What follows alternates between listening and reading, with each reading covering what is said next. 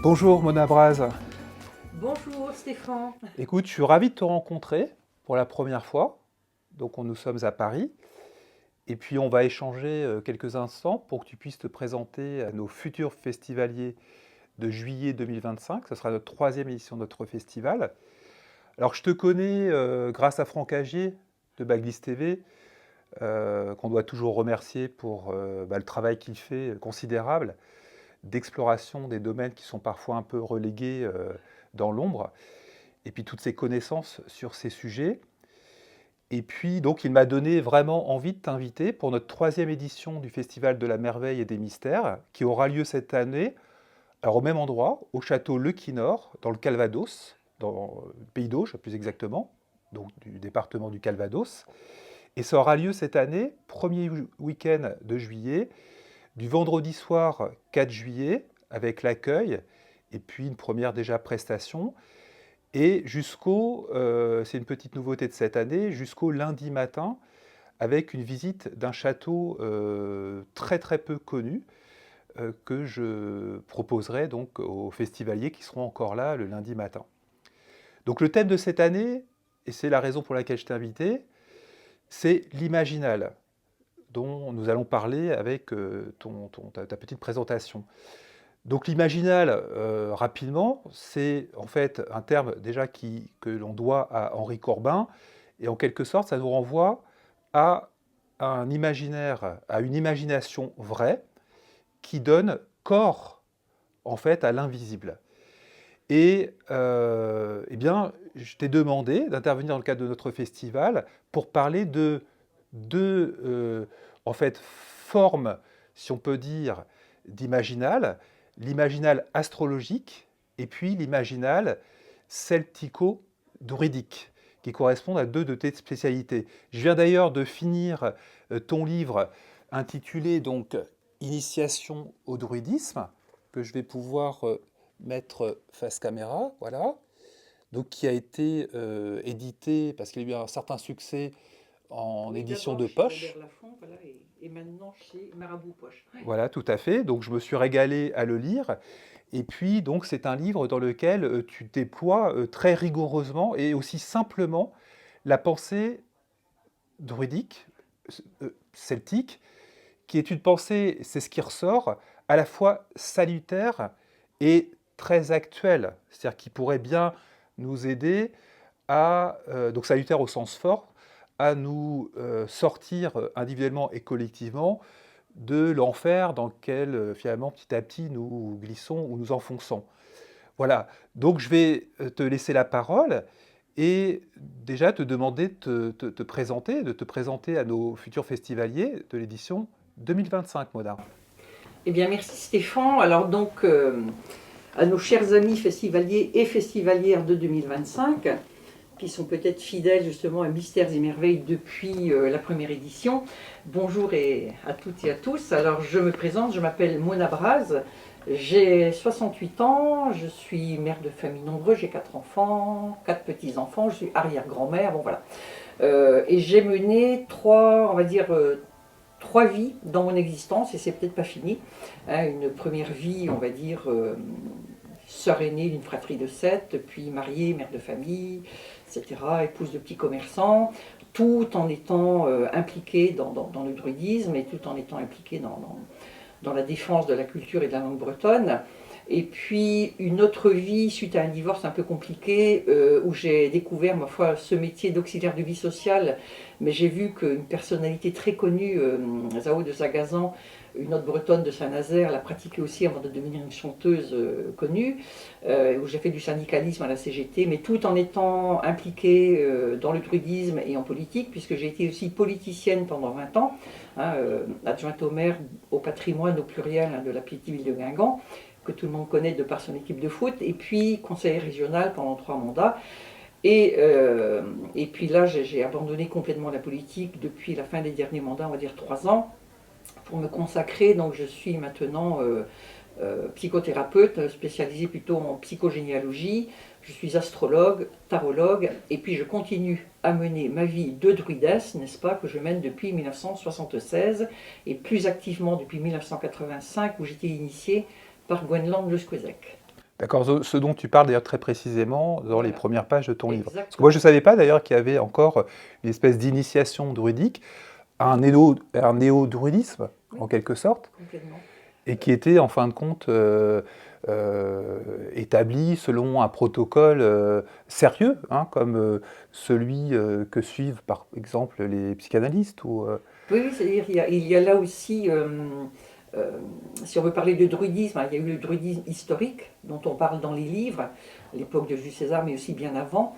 Ça, c'est la première période historique où le druide occupe avec le roi le pouvoir, c'est-à-dire que le pouvoir est bicéphale.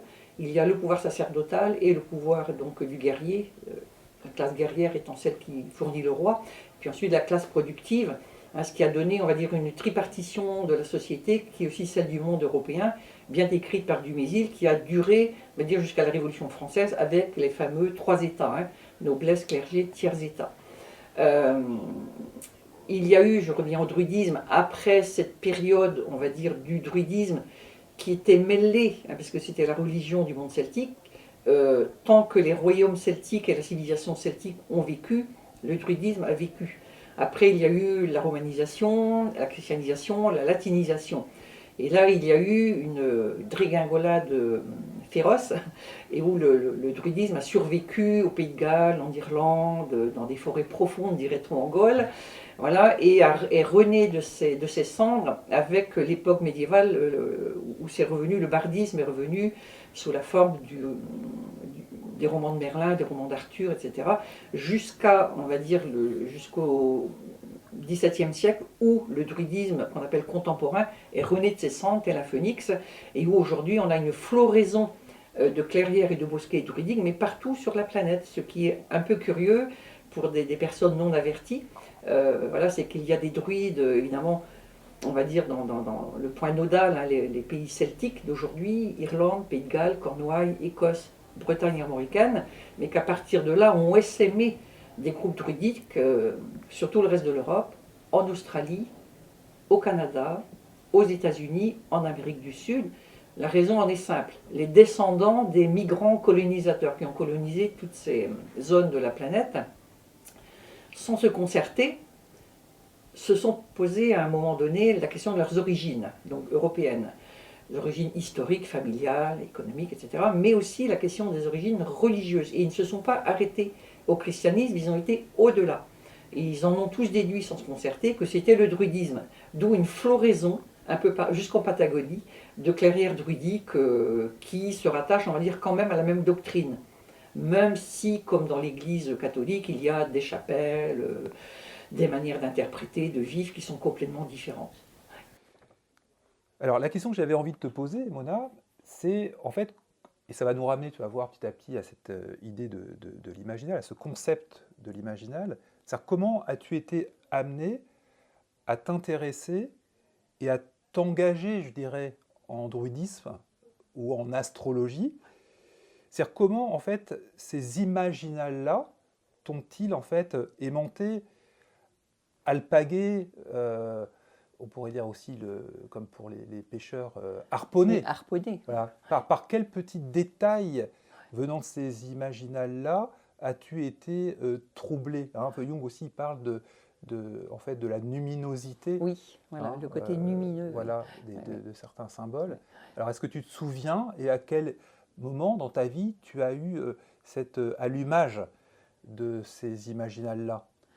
Alors, étant né dans un milieu bien particulier quand même, parce que je suis né en 1956, c'est la Basse-Bretagne, tout le monde parle encore breton, le Ah oui, français, une imprégnation, donc. une imprégnation, voilà, où il est tout à fait courant dans un monde très rural de faire appel au ciel, d'insulter Dieu, même parce qu'en Bretagne on se permet d'insulter Dieu quand on n'est pas content, de lire les présages dans le vol des oiseaux, la chauve-souris, enfin un tas de choses.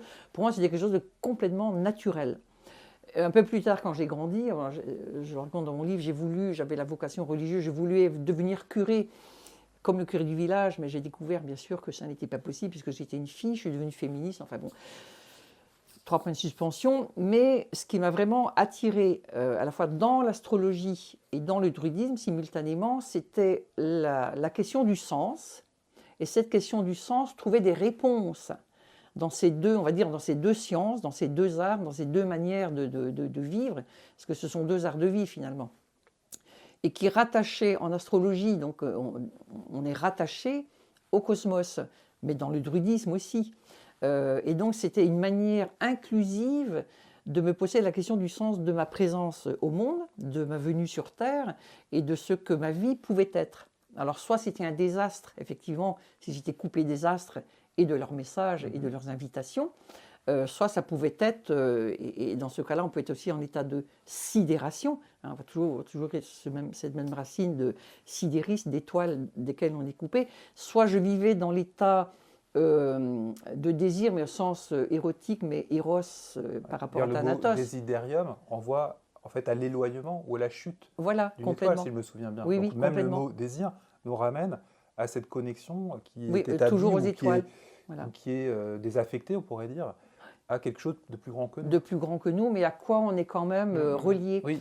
Et je retrouvais ça aussi dans le druidisme, puisque donc dans la cosmogonie des druides, donc la vision du monde et la vision de la création du monde, on va dire c'est une lecture du Big Bang, mais beaucoup plus poétique, hein, où il y a effectivement, le druidisme est considéré par certains comme un polythéisme, étant donné qu'il y a au moins 800 déesses et dieux différents. Donc certains disent que c'est un polythéisme, mais comme tous ces dieux et ces déesses sont rattachés à une entité unique, certains disent mais non, c'est un monothéisme, mais ce n'est ni l'un ni l'autre, c'est un monisme. Et le monisme, c'est quoi? Ça va être justement cette entité qui n'est ni mâle ni femelle, ni dieu ni déesse, mais tout ensemble, de laquelle vont émerger plutôt les deux énergies principales et essentielles du départ, l'eau et le feu, hein, mais avec un E majuscule et un F majuscule, qui vont s'interféconder. Ce n'est pas le feu qui féconde l'eau, c'est une interfécondation. De cette interfécondation va naître cet œuf cosmique qui va être couvé par un signe tout aussi cosmique. Et à maturation de l'œuf, celui-ci va exploser, c'est le Big Bang. Et absolument toutes les molécules dont nous sommes construits, toi, moi, tout le monde, le ver de terre, l'herbe, ont tous le même âge. On a tous et toutes 15 milliards d'années réellement. Et donc nous portons aussi, d'un point de vue de cet imaginal, toute la mémoire du monde et tout ce désir d'expansion, de diversité, de couleurs chatoyantes, et en même temps ce désir de retour à la source. Ce sont deux désirs contradictoires. Il y a le désir d'éloignement et le désir du retour. Donc c'est finalement quelle pirogue va-t-on emprunter? Celle de l'éloignement perpétuel ou celle du retour à la source? Oui, sachant que les deux courants sont constitutifs aussi de sont constitutifs comme le yin et le yang, en tant qu'être humain et incarné. Voilà. Donc il y a une partie qui suit le cours, de toute façon, vers l'ouest, qui va vers sa dissolution fatale. Voilà. Et puis en même temps, il y a quelque chose qui peut peut-être échapper en fait, à ce processus en remontant vers le principe. Alors on tombe sur les doctrines, en fait, les zénologies des Grecs, Voilà. et puis on pense bien sûr au saumon aussi des Celtes. Et puis aussi, voilà, le saumon qui donc naît, l'alevin va naître à la source, va ensuite repartir vers la pleine mer, mais revenir se reproduire à la source. Donc c'est vraiment ce retour du saumon à la source dans le sens contraire du courant. Et le saumon est un animal sacré chez les Celtes parce que c'est l'animal qui est capable de s'éloigner de la source et d'y retourner. Alors, ce qui est très intéressant, c'est que tu as anticipé en fait la question que j'ai te poser après t'avoir demandé qu'est-ce qui avait déclenché dans ton histoire personnelle ta connexion avec ces deux imaginaires-là. Alors donc c'est la coutume, oui, on va dire la coutume, les légendes, un bain de légendes, c'est vrai que... Voilà. Après l'astrologie, est-ce que tu avais des gens qui, dans ton entourage, pratiquaient l'astrologie? Non. C'est peut-être un peu plus tard. Non, c'est venu un peu plus tard, où j'ai découvert justement une explication... En prolongement peut-être, justement. En prolongement logique, j'ai presque envie de dire. Des rituels, de l'imaginaire. Une explication logique, presque cartésienne. Qui mettait de l'ordre dans du chaos, qui donnait du sens et qui était en même temps dynamique. Parce qu'après, ce qui est important, c'est en effet d'intégrer les informations qui sont fournies par cet imaginaire archétypal.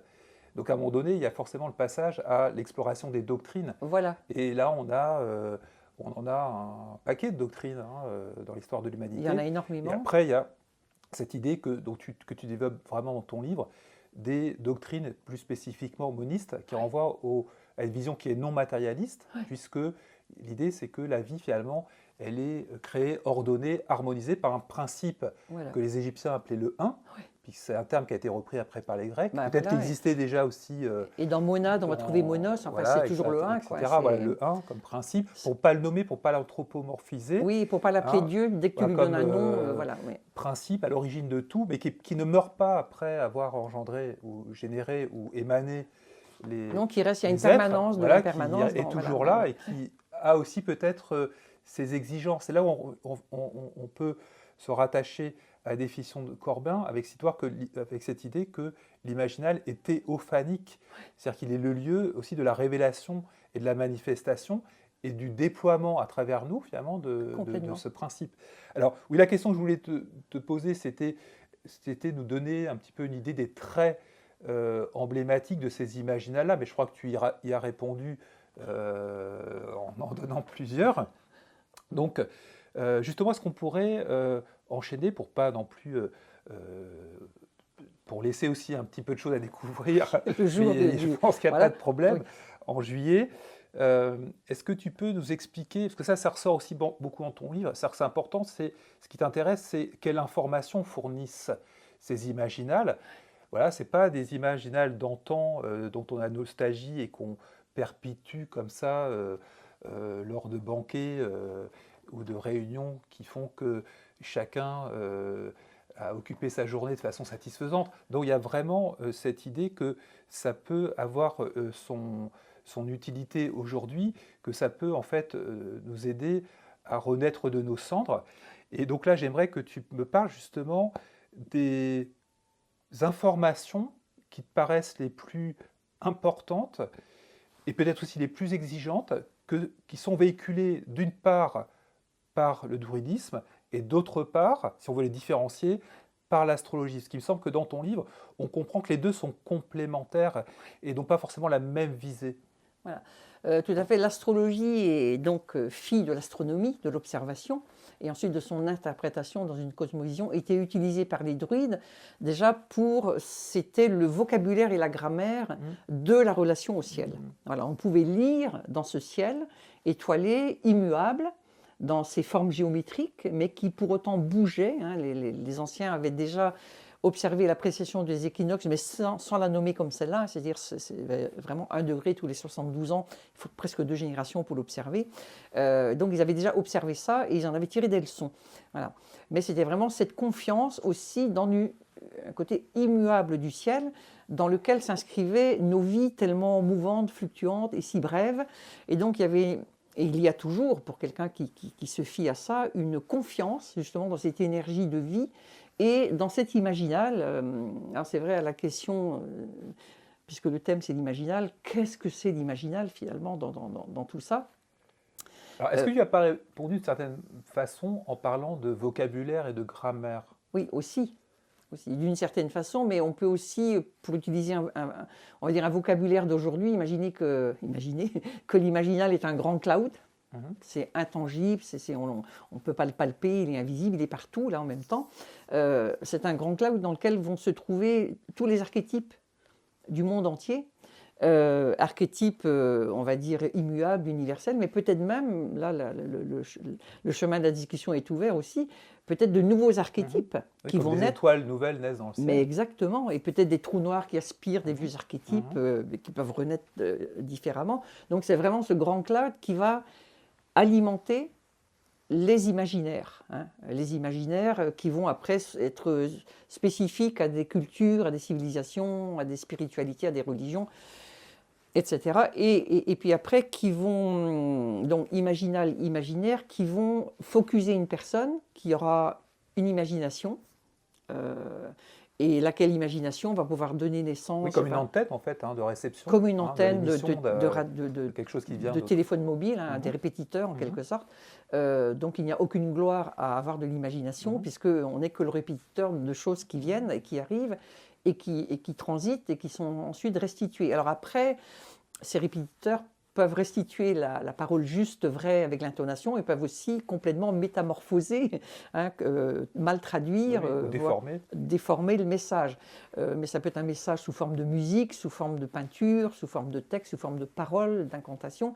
Là, le champ est libre, mais c'est quand même très souvent, on va dire, singularisé à travers justement une civilisation qui a sa manière de voir le monde, une spiritualité qui va être reliée à une civilisation, et puis aujourd'hui où on a vraiment un grand bousculement de tout ça, et où il y a une interpénétration de beaucoup de symboles. Le symbole fait aussi partie de ces archétypes.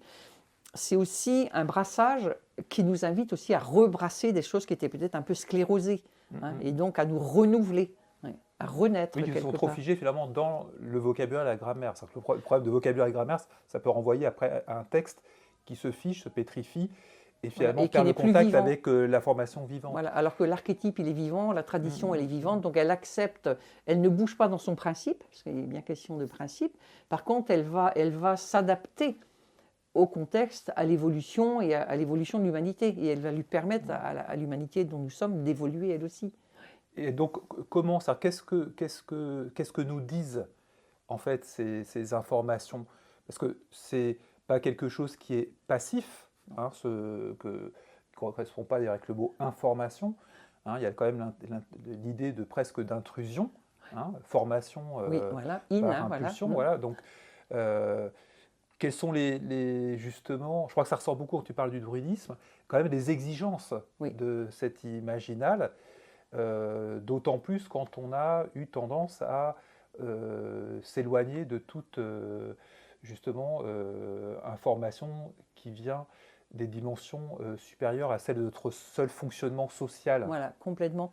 C'est de retrouver justement ce lien, hein, cette relation à l'invisible, à l'intangible, mais qui pourtant baigne dedans. On est comme le pruneau dans l'armagnac, on en est imprégné sans nous en rendre compte.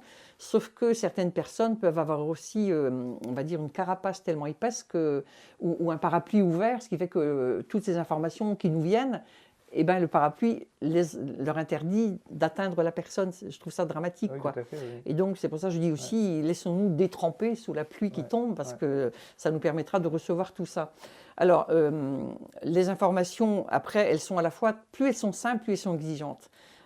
J'ai construit mon livre là, sur une triade druidique qui est la plus connue, parce que même César la cite, qui est celle-ci: honore les dieux, dieux et déesses, bien sûr, ne fais pas le mal, sois courageux. C'est tellement simple qu'on se dit, ouais, bof, et alors? En même temps, c'est très concret, très En même pragmatique. temps, c'est très concret et en même temps, c'est très ouvert. C'est-à-dire, c'est pas figé, c'est pas dogmatique. C'est pas punitif. C'est pas sclérosé.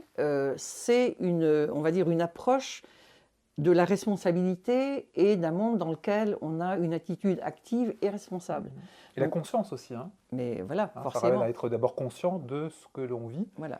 Mais déjà, honore les dieux et les déesses. On ne nous dit pas, va à la messe tous les dimanches, fais ceci, fais ça. C'est vraiment. Alors, c'est pas open bar pour autant. Hein. Oui. Voilà. C'est honore les dieux. L'essentiel est d'honorer les dieux. Mais chacun à sa manière. On peut être chrétien aussi et puis être complètement dans cette logique-là. Hein. Et ça peut être aussi dans l'observation, la contemplation de la nature, parce que la nature est très importante. Mais tout à fait, la nature est très importante. J'ai beaucoup aimé le chapitre sur les arbres, par exemple. Parce que, pourquoi ? Parce qu'on vit dans un monde où on a été tellement imprégné de cette vision du monde, on va dire chrétienne. Hein. Donc, c'est-à-dire les religions du livre, et qui sont aussi des religions du désert, étaient antinomiques avec la religion des druides, qui était une religion où on était une religion inclusive. Nous faisons partie de la nature. Nous ne sommes pas ni à côté ni au-dessus, donc ça ne nous donne absolument aucun droit dessus. Sinon, le droit justement de l'observer et de l'honorer. Et à travers elle, d'honorer les dieux et les déesses qui ont permis qu'elle soit là. Et la nature telle qu'il la pense, en fait, c'est déjà en fait une nature imaginale. Oui, et complètement. en fait, eux sont dans cet imaginal et donc perçoivent la relation entre les êtres de l'intérieur de cet imaginaire. Oui. Pour ça, on pourrait dire aussi que c'est un ésotérisme au sens mais complètement d'intériorité du terme. Voilà, complètement. Et puis, si on va par là, cette vision du monde aussi des druides, mais qu'on va retrouver en astrologie, alors ça n'est pas la réincarnation, hein, qui est quelque chose de bien défini, c'est autre chose qui s'appelle la métempsychose, qui est quand même un peu différent, c'est-à-dire que c'est la transmigration de l'âme. L'âme, donc la monade individualisée, qui doit absolument vivre absolument tous les états Alors déjà, les états terrestres, il y en a énormément, le minéral, le végétal, l'animal, l'humain, le divin, avant de pouvoir passer à autre chose. Mais c'est immense comme champ d'expérience et d'intégration. Et donc, ça n'est pas non plus linéaire. On peut retourner en arrière selon ce qu'on n'aura pas compris. Ça n'est pas punitif en aucun cas. Hein. C'est vraiment des notions d'apprentissage. Et il y a un droit aussi à l'erreur. Hein, Mais justement, c'est ça. De cette idée de Le droit à l'erreur avec la possibilité de réparer ces erreurs. Et la vie aurait cette fonction de réparer ces erreurs pour s'améliorer. C'est-à-dire qu'on quitte le registre dans lequel on a quand même baigné, y compris les plus grands des athées ici, le registre du péché. Le péché qui amène donc la notion de culpabilité, de culpabilisation, et ensuite la notion de punition. Hein, c'est vraiment les trois étages. C'est un péché qui ne peut pas vraiment être racheté en plus. Voilà. Tandis que dans cette logique de la vision des druides, alors la notion de péché n'existe pas. C'est pour ça que la christianisation a eu beaucoup de mal. C'est la notion d'erreur. On peut tous commettre des erreurs, y compris celle de commettre un crime. Hein. Mais la notion d'erreur implique la notion de responsabilité. On est responsable de toutes nos erreurs. Et cette notion de responsabilité implique non pas la punition, mais la réparation. Donc c'est beaucoup plus ouvert et on quitte ce registre punitif qui en plus est un empêchement. Et puis là, ça rejoint aussi les philosophies qu'on appelle les énologies, et notamment le néoplatonisme, avec Plotin, que j'adore, qui rappelle qui pense en termes de privation boni, le mal, en fait, c'est un éloignement du bien. Mais complètement. Voilà, c'est pas, complètement. En fait, Et ne fait pas le mal, hein, on va dire le deuxième segment de la triade, on ne dit pas fais le bien, on dit ne fais pas le mal, mais on ne définit pas ce qu'est le mal. Oui. Donc cesse de faire des erreurs. Mais exactement. Cesse d'être aveuglé et de pas avoir et de conscience t'éloigner de l'harmonie des choses, observe la nature. Mais il y a le droit à l'erreur. Donc le droit à l'erreur, on peut commettre le mal parce qu'à 5 ans, forcément, on n'a pas la même conscience qu'à 15 ans, qu'à 25 ans, qu'à 68 ans. Et donc effectivement, c'est aussi cette notion de progrès, d'évolution. Puis notre champ de conscience en tant qu'humain est quand même et qui s'élargit. limité, borné. Voilà. Et un champ de conscience qui s'élargit forcément au fur et à mesure de ces expériences. Et puis enfin, sois courageux, effectivement, pour honorer les dieux, pour ne pas faire le mal, pour oser réparer, il faut un peu de courage. Et puis, on va dire que c'est une doctrine qui s'applique plus que jamais à l'époque actuelle, parce qu'on est en pleine mutation climatique, politique. Oui, il y a beaucoup de perturbations des flux extérieurs, donc c'est difficile de retrouver son ordre de telles tempêtes. Énormément, et donc on doit continuer à honorer les dieux et à respecter ceux qui honorent les leurs, même s'ils ne sont pas les mêmes. Ne pas faire le mal, Oui, et sois courageux, c'est, comme disait Rimbaud, tenir le pas gagné. Et voilà, exactement. Là, on a vraiment un champ d'expérience et d'apprentissage qui est formidable et qui est ouvert à tout le monde. C'est gratuit. Les seules monnaies de paiement, c'est le courage, la volonté de ne pas faire le mal et puis celle d'honorer les dieux. Donc c'est une vision du monde qui est vraiment très enthousiasmante et en fait parfaitement d'actualité et qui est rénovante. Hein. Mais écoute, je te remercie beaucoup. Mona, voilà une petite intervention, mais qui a déjà suivi plein qui nous met déjà dans le qui nous met un petit peu dans le bain de tout ce que tu vas nous apporter. Donc au mois de juillet, les 4, 5, 6 et 7 juillet donc 2025. Et puis donc on sera heureux d'accueillir parmi bien d'autres intervenants, dont je vais donner la liste assez rapidement par nos différents biais de communication.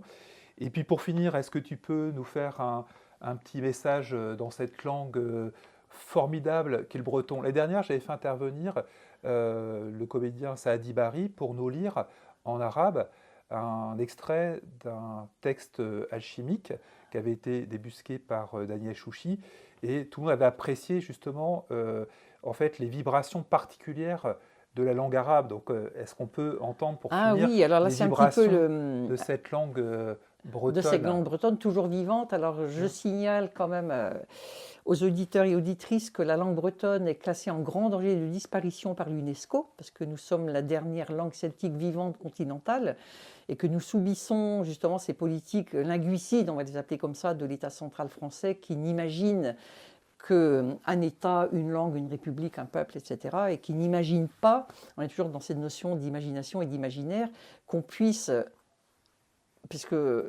c'est Mona Ouzouf qui avait nommé son livre « Composition française », effectivement, la France est composée de plusieurs anciennes populations, anciens États-nations, même comme la Bretagne, et qu'on pourrait très bien être français, hein, comme dans une poupée gigogne, être breton, parler breton et français et pourquoi pas anglais, sans être moins breton, moins français, moins européen.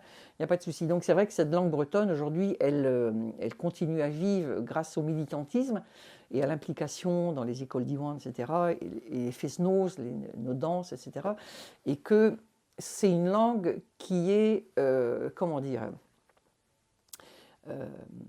par rapport à la langue française qui est sujet, verbe, complément, très organisé. Oui, chez nous, quand même en grande partie, voilà. mais pas que. Non, pas seulement. Et donc il y a chez nous une organisation de la langue qui est un peu différente. On met toujours au début le mot sur lequel on va appuyer. Il n'y a pas d'ordre préétabli. Voilà.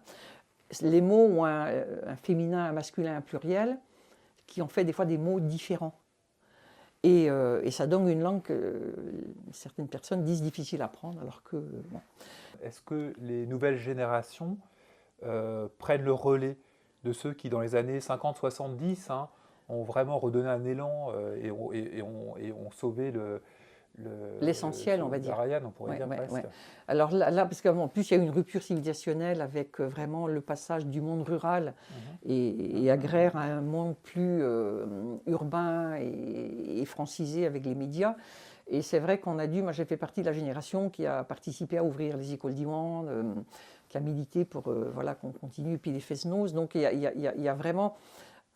On n'a pas encore atteint un seuil on est encore en danger, hein, dit l'UNESCO. Bon, mais on continue, parce que c'est un combat. C'est un combat qui n'est pas contre. On se bat pour notre langue, et on se bat aussi pour le français, parce que je signale quand même que ce sont dans nos écoles d'Iwan qu'on a les meilleurs résultats en français au bac, puisque le français est enseigné comme langue étrangère, même si les élèves baignent dans un bain français par ailleurs. Hein, mais voilà. Un chant très ancien, puisque donc Gousperu Ranet, ou Gourspere de Ranou, qui est l'esprit des nombres, qui serait donc un dialogue entre un druide et son disciple sur les nombres. D'accord. Kanker filore, pedragani medite, kai rentriran, kagemen tuzute, tribizaran de roari, tremene de glavardine, palerman trima peri, kanker filore, pedragani medite, kai rampevaran, kagenen uzute, pevaraouidi okanoi, atribizaran de roari, tremene de glavardine, palerman trima peri, kanker filore, pedagani medite, kairan pem ranek, agemen tuzute, pem burdu et diwawala, retremen wardu et pevarahui di okana enoti, atribizaran de roari. J'arrête là parce qu'il y en a 12. Ah oui, formidable. Mais ça donne une idée un peu du son. Et on s'aperçoit, ce qui ressort, c'est que ce n'est pas une langue si éloignée que ça du français. Aussi. Au niveau des sons, ce n'est pas des sons qui viennent vraiment... Par exemple, quand Sadi nous lisait les textes en arabe, on sent que c'est une langue qui vient d'une autre terre. Ah oui, tandis que là, c'est une langue indo-européenne aussi. Oui, hein. c'est ça, voilà. Donc on va se rattacher au sanskrit. C'est assez familier quand même. Alors par contre, c'est une langue sonorité. celtique qui n'a rien à voir, le rameau celtique n'a rien à voir avec le rameau des langues latines et germaniques, mais on est rattaché à un même tronc qui est le tronc indo-européen, malgré tout. Et cette chanson-là, c'est une chanson qui alors c'est une chanson, elle est antique au sens où on ne peut pas la dater, c'est-à-dire qu'elle a été répertoriée par les grands collecteurs, hein, la ville marquée et compagnie, qui les ont répertoriés, heureusement, hein, qui les ont sauvés, parce que sinon aujourd'hui ça serait complètement oublié, quand la transmission orale a cessé avec l'apparition de la radio et de la télé. Et donc, Dieu merci, il y a eu La Ville Marquée et bien d'autres, Claudine Mazéas et encore d'autres, qui ont vraiment enregistré, noté, je pense à François Luzel aussi, et donc on a grâce à eux tout un corpus à la fois de chants, très très important. Voilà, un travail énorme. Et donc on a ces chants qui ont continué à être transmis jusqu'à ça fait très peu de temps. Donc on a la mélodie, on a les paroles avec les différentes versions. Hein. Voilà. Et puis après, il y a une musique celtique, en fait, jeune. Ça, c'est important aussi. Ah oui, mais C'est ça complètement. le mode de survie Ouais, et on de s'adapte, développement. c'est-à-dire qu'il y a vraiment la musique bretonne traditionnelle, ou irlandaise, ou galloise, ou écossaise, on a nos diversités aussi. Mais en musique bretonne traditionnelle, tu as vraiment la tradition biniou, bombarde, etc. Et puis aujourd'hui, tu as les orchestres, des jeunes groupes avec saxo, Ouais, clavecin, oui, c'est Alan Stivell un peu qui avait qui a relancé ouvert ça avec l'harpe, et notamment cette sa veine. harpe Ouais, ouais. électrifiée, Et puis voilà, la qui a donné un modernisation son. Voilà, Ouais, ouais. ouais. Et ça a permis vraiment cette étape du renouveau celtique qui a redynamisé, Ouais, relancé les fest-noz, ouais, parce que le fest-noz n'était dansé que dans les cours de ferme ouais. ou lors des mariages, des grandes cérémonies. Et puis avec on va dire, la disparition de cette civilisation rurale, disparaissait Ouais, ouais. aussi Oui, il faut tout que cet l'apparat. imaginal-là s'incarne dans des corps modernes. Complètement. Sinon, Et donc il meurt. s'est renouvelé. Mm. Il s'est renouvelé. Tu vois, le grand festival Yoank, avec le grand fest-noz Yoank à Brest, pas à Brest, qu'elle a plus à Rennes, où il y a 5 à 6 000 danseurs qui viennent danser avec des groupes modernes et qui dansent toujours les mêmes danses traditionnelles. Douarnenez, qui est beaucoup plus petit comme ville que Rennes, organisé aussi, je crois que ça fait 15 jours, il y a le fameux Fest-Noz Floch, là, ils avaient quand même 2000 danseurs. Ah oui, tout à fait. Ça veut dire que ça Ouais. attire, Oui, ça parce que tu draine. disais aussi sur justement un peu les obédiences, on peut dire, celtiques, qui ramifient un peu partout aussi. Parce que c'est étonnant quand on lit ton livre, Oui, de voir que en fait, c'est quand même un arbre qui est. Enfin, l'arbre qu'on pensait coupé, on pourrait peut-être penser aux frênes, ouais, mais fait des complètement. rejetons et un peu partout. Et des ramifications, Voilà, exactement. Parce que si tu prends la doctrine druidique, effectivement, avait cette inclusion dans le vivant, dans la nature, dans les cycles, et donc dans le cosmos, qui fait qu'on n'est plus coupé. Parce que ce qui fait aussi le grand malheur du monde, c'est qu'on est à côté, au-dessus, donc on est Oui, c'est ça, coupé. oui. Et puis On dans une réduction des mais paysages, complètement, tout. des formes Donc de vie. c'est dramatique, et donc ça parle à tout le monde. Et il n'y a par contre aucun prosélytisme. Si je prends quelqu'un, un chercheur comme Audry, qui a écrit donc son lexique du monde indo-européen, il a inclus dans son lexique le mot laïcité, ce qui peut sembler curieux quand on parle des Indo-Européens. Et il explique pourquoi il l'inclut. Parce que chez les Indo-Européens, la religion, notamment la religion des druides, n'est pas une religion du prosélytisme. C'est une religion qui dit j'ai ma manière d'honorer les dieux, j'ai ma manière de parler au ciel, j'ai ma manière de ne pas faire le mal, respectez-la et je respecterai la vôtre. On n'est pas dans le prosélytisme. Chez les druides, on ne cherche pas à les convertir. Voilà, on vit notre vie avec cette doctrine, donc ces valeurs morales aussi. Il y a quand même des principes moraux. Oui, ça c'est très important. C'est pas parce qu'on est druide qu'on a le droit de tout Ouais, faire ouais, et que ouais. tout est C'est des permis. principes aussi harmonisateurs, mais déjà Mais oui, en fait, au niveau au niveau du humain. plan du fonctionnement du quotidien, quoi. Mais exactement. Donc c'est vraiment une traduction dans la vie quotidienne qui rend les choses. Du coup, ça prend un sens. Et c'est vrai que si on prend par exemple la vie ordinaire, les gens disent ouais, mais ma vie, elle est banale, elle est ordinaire. Erreur.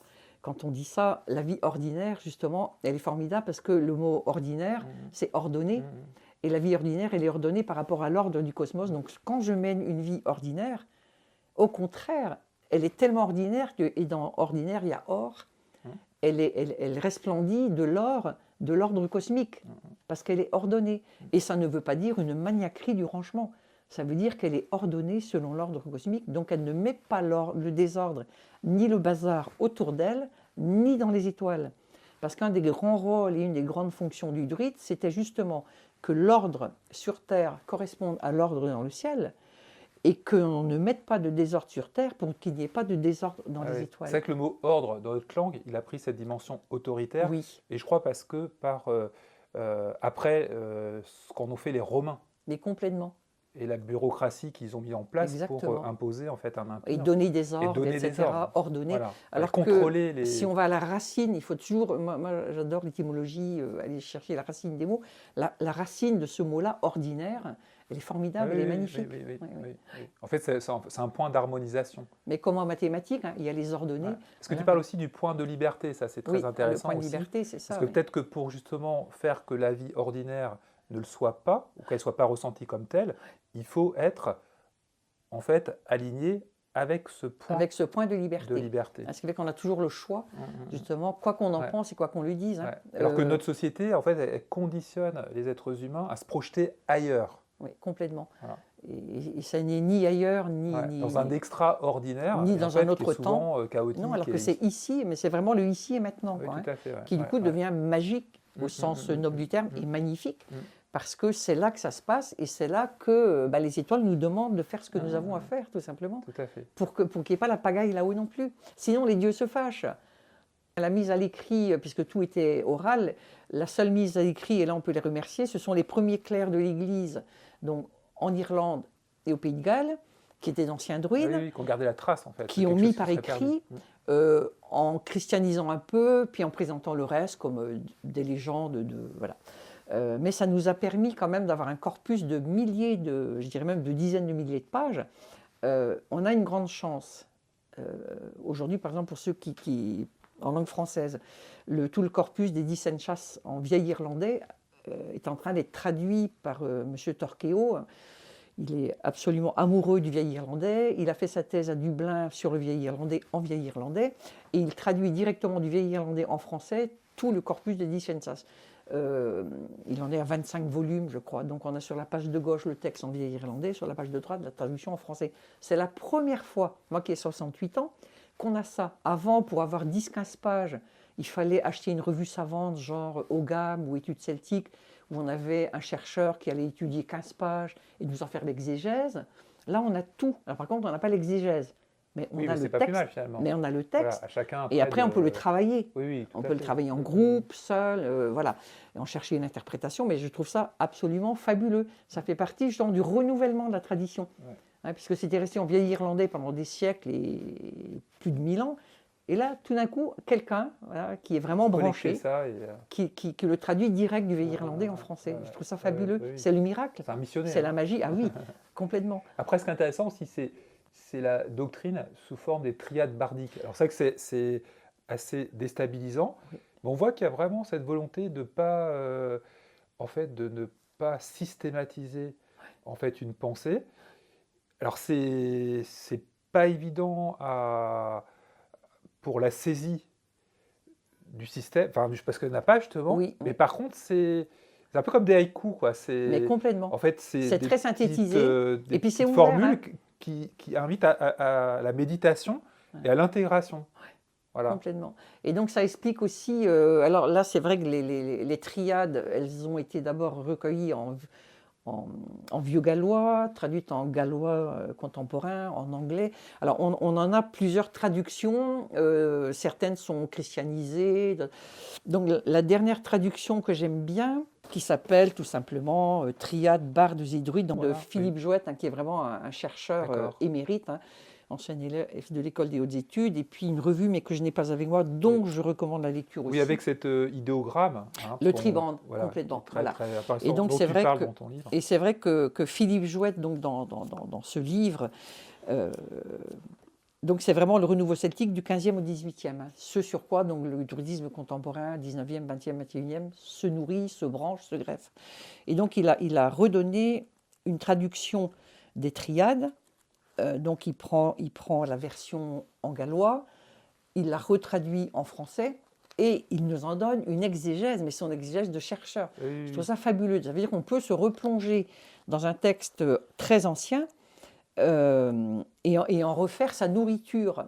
oui. Et puis après, on peut aussi s'approprier Mais on la formule s'approprie. comme une énigme, parce que c'est un peu comme des énigmes qu'on peut résoudre. Voilà, par exemple, ici, si je prends tout à fait par hasard une triade, la triade 15, donc avec la traduction en français, 3 sources de nécessité dans Abred, le minimal de chaque vie, et de là le commencement, la substance de chaque chose, et de là le développement qui ne peut s'accomplir dans un autre état, former chaque chose de la mort, et de là la fragilité de l'existence.